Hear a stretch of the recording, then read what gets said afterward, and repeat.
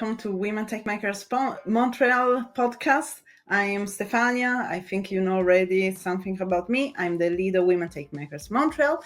And today I'm with Leticia and another wonderful guest. Hello everyone, I'm Leticia. I'm Women Tech Makers Ambassador and I'm co-organizer of Women Tech Makers Montreal. And today we are going to explore women in the game industry, and we have one amazing guest with us to share her experience, challenge, and impact in this space. So yeah, that's me. Hi everyone, I'm Anna. I'm product manager in data office of Ubisoft Montreal. Super excited to be here. Okay, thank you, Anna, for being here today first. So let's start this episode in a fun way with a nice question. So what is your favorite game and why? And what is your least favorite game and why? Yeah, that's a pretty hard question. It's very similar to what's your favorite book or what's your favorite movie. But if I'm trying to really summarize, I think my favorite type of games are those that are narrative rich and story rich. If I were to give some examples, Disco Elysium is a wonderful game with very deep ideas and great gameplay as well. In more recent, like last year, the release of Baldur's Gate 3 was something also like very unusual for the industry in terms of how the game is made and how it was made. And I think I spent like hundreds and hundreds of hours there. And for least favorite games, again, I don't want to name specific names, but if we were talking about type of games, I think those would be the ones that employ, like predatory practices, business practices. So examples like games that have loot box or microtransactions that directly impact your gameplay and progression. So not cosmetics, but something that really gives you unfair advantage. I think it's not something that should be that widely spread in games. And finally, which is a more recent trend, is when you pay to get early access to the game, but at the same time, the game may not be fully ready for the release, but it's still released. I think I agree with your points, especially for the trend that sometimes we see in terms of product in general. Of course, maybe it's more visible in the game world, but it's something that happens really everywhere, and especially for the early access. Sometimes it can be really a pain for the player. But I have a question. Yes. So you work in the game industry. You work as a technical product manager. So why the gaming industry and how you reached that world? Yeah, so to be honest, I'm like a lifelong player. So I've been playing since, I was 5 or 6 years old with the first computers, like long time ago. But honestly, till recently, I never really realized that I can also work in game industry. So I've been in tech for over 8 years in different startups, in IT consulting, ML world, but it was always more like classic IT and big tech. And then I moved in Montreal, which is like the mecca of all game development, especially in Canada. There are so many amazing studios here, including Ubisoft. And in parallel, I also met my partner who has been producer in video games for a long time. So they were actually a person who showed me that, hey, anyone can be in game industry. And I was like, I can be too. That's wonderful.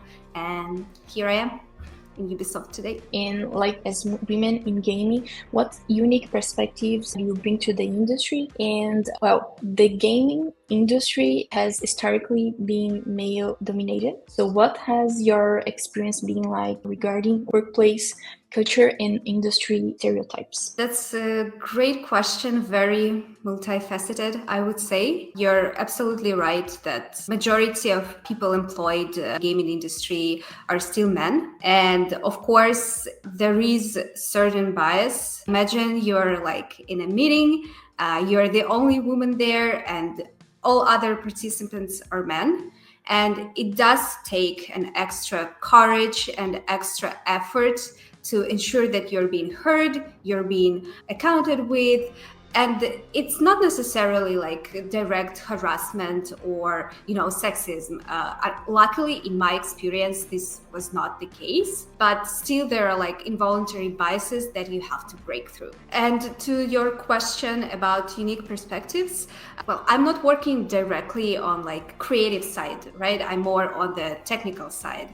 So there it's, again, to make sure that your perspective is valid, that your perspective is heard.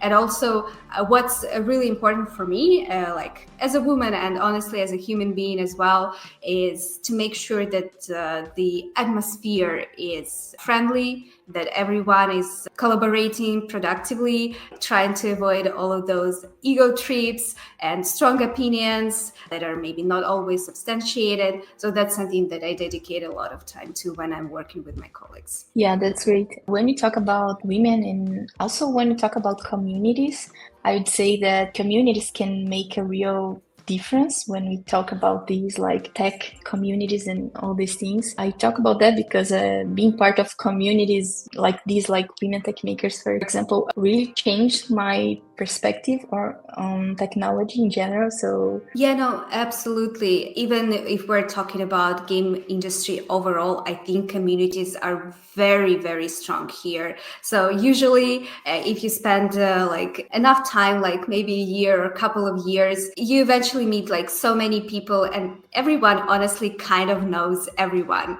So like, especially like, for example, in Montreal, it's like very strong hub for video game development. So at some point you know so many people from so many studios, and yeah, you can exchange with them, and also like they can help you find new opportunities. So yeah, in that regard, I think game industry is quite unique, even if we compare it with like more classic tech. And yeah, like to your point about women communities, I think that's something that is extremely important, to have extra support to like help you with leadership or your other challenges. So yeah, like Women in Tech Montreal, I think, is a great organization to have. Yeah, it's interesting because I know, since I'm part of it, but also because they are very well known, there is also another community that is really focused on women and games. It is called Women in Games. And it's a very interesting community because it's international, first of all, and it helps a lot when you are working inside the game industry, no matter what is your role and also your level. In general, in my experience too, I will say of course, I'm working in the tech industry. I also worked in the game industry. One thing that I usually do when I'm in a new place, or when I know that there are new women that are joining the company, is just reach to them and making sure that we can have a little community also inside the company. And that helped a lot the onboarding phase and any other important thing that can happen inside the company. So it's very important for sharing news, and also, well, if you are in the game industry, also to make sure that you can meet and have some fun times testing games and so on. When we talk about community, I know that the last 2 years, more or less, they've been a little chaotic. So we know that the game industry in particular, in general, the whole tech sector, but in particular the game industry, went through a lot of layoff, changes in contract, changes also in how employees see their day-to-day. We know that we went from full work from home to a partial return back to the office. For someone, it was a full return back to the office. How are you living these days? What are your thoughts about all these changes during these 2 years? Yeah, that's definitely something that has been all around in tech and gaming industry. I think that's, however, like horrible and impacting on lives of people, it's unfortunately a very like expected and logical trend, because like during the pandemic there was like an explosive growth of video games. Everyone was playing because they couldn't go anywhere, so the companies were growing, the audiences were growing, so everyone was interested in attracting new talent. So right now we are more stable, the world is more normal, everyone is out. So yeah, it's like a very like natural drop But at the same time, I think the way it is handled, and I luckily was not affected by layoffs at this time. You never know. But I know like dozens and dozens of people who were. And every time it was like out of the blue, people were not really expecting this. So you just log into your computer or try to log in the morning and you cannot, and that's it, you're out. So like many companies didn't handle it very humanely, in my opinion.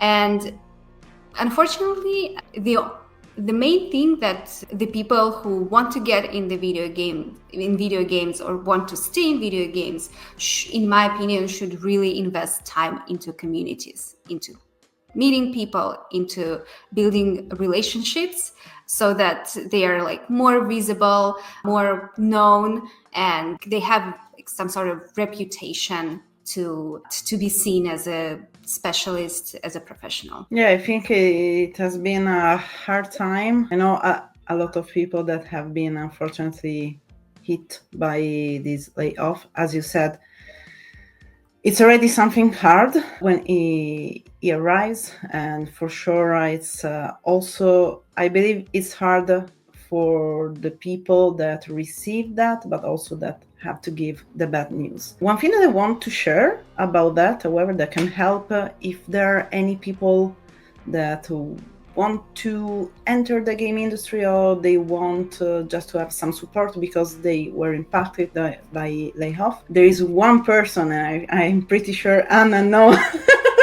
We all know this person, but I suggest you to follow on LinkedIn and everywhere what he's doing, and is Amir Satvat.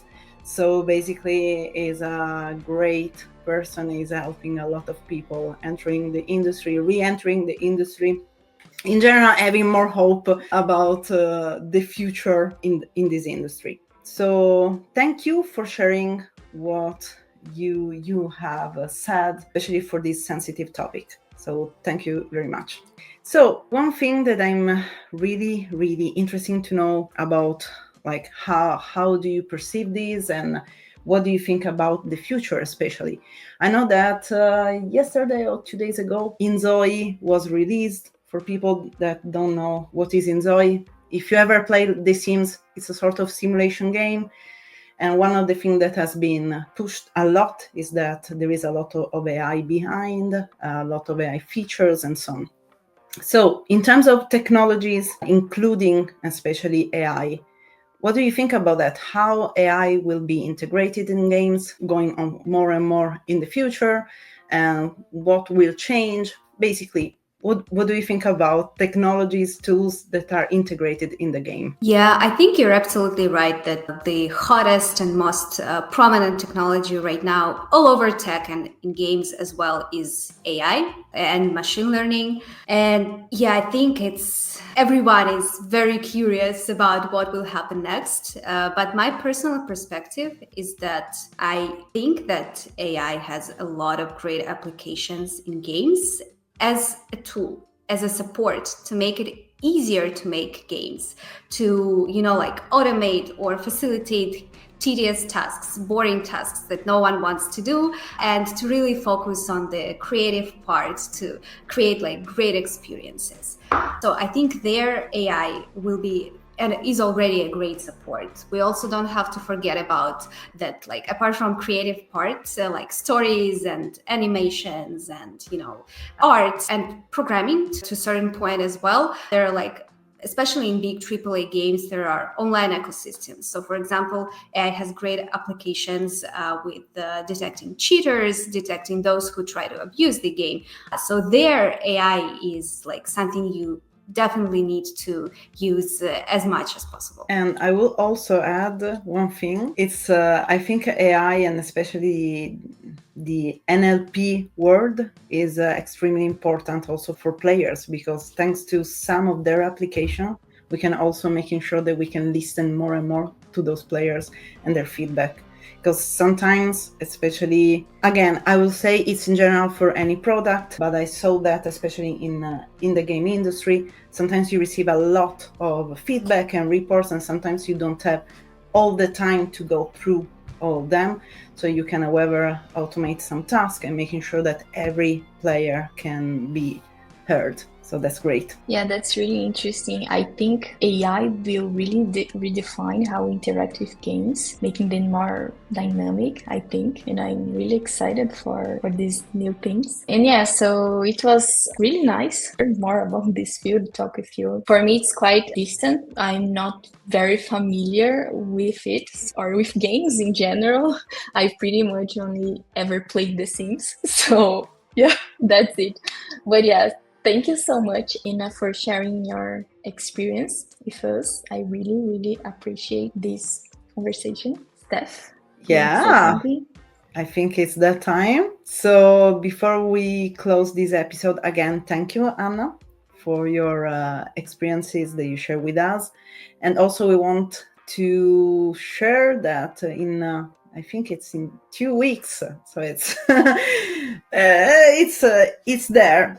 We're going to have our annual event, Women Take Makers Montreal Collège Maisonneuve. It will be a full day of talks, soft talks, tech talks, workshops. I know that there are also people from Ubisoft. They are going to talk, so that's interesting. And basically, no matter what is your level, no matter what is your expertise, no matter if you are a technical person or not, you are invited. We will going to talk about literally everything. So, and it's a very positive environment. It's a safe environment. Something that we want also to say is that it's not only an event for women. We welcome everyone, because I think when we talk about event for International Women's Day, we need also to making sure that the audience is large enough so that we can collaborate and work all together. So see you on April 5th. Tickets are still available for 1 week. We are almost sold out, so making sure you have your ticket. And that's it for me, Leticia. Anna, you want to say anything else? I was really happy to join this podcast, to talk with you guys, to share my experiences. Yeah, and I'm really looking forward to the event in Montreal.